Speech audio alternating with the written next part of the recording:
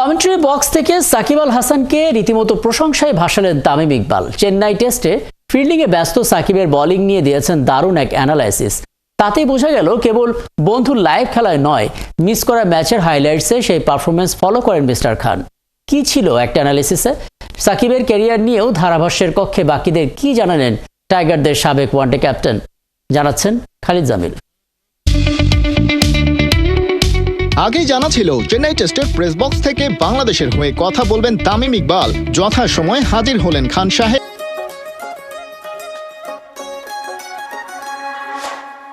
তবে প্রথম দিনের দ্বিতীয় সেশনেই তামিমের কমেন্ট্রিতে আপনার কান নিশ্চয়ই বিশেষভাবে আটকেছে। তামিম ইকবালের সঙ্গী ছিলেন সেই সময়ে বর্ষিয়ান কমেন্টেটর ও অ্যানালিস্ট হর্ষা ভোগলে এবং ভারতের সাবেক অধিনায়ক রবি শাস্ত্রী। আলোচনা শুরু হলো বাউন্ডারির ধারে ফিল্ডিংয়ে ব্যস্ত সাকিবকে নিয়ে। রবি শাস্ত্রী মনে করিয়ে দিলেন ভারতের বিপক্ষে এই ম্যাচ দিয়েই মোহাম্মদ রফিকের পর সবচেয়ে বেশি বয়সী টেস্ট ক্রিকেটার হয়েছেন সাকিব।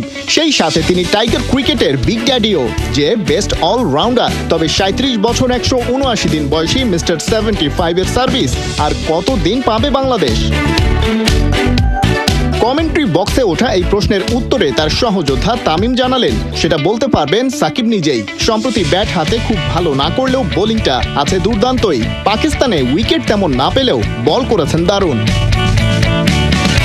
তার মানে সাকিবের বিদায় নেয়ার সময় এখনো আসেনি বলেই মনে করেন তামিম। বন্ধুর খেলা নিয়মিত ফলো করেন, এমনকি সেই লাইভ ম্যাচ বাংলাদেশে বসে দেখা না গেলেও। তামিম জানালেন ইংলিশ কাউন্টিতে সারের হয়ে যে ম্যাচটা সাকিব খেলেছেন সেখানেও বল করেছেন দুর্দান্ত।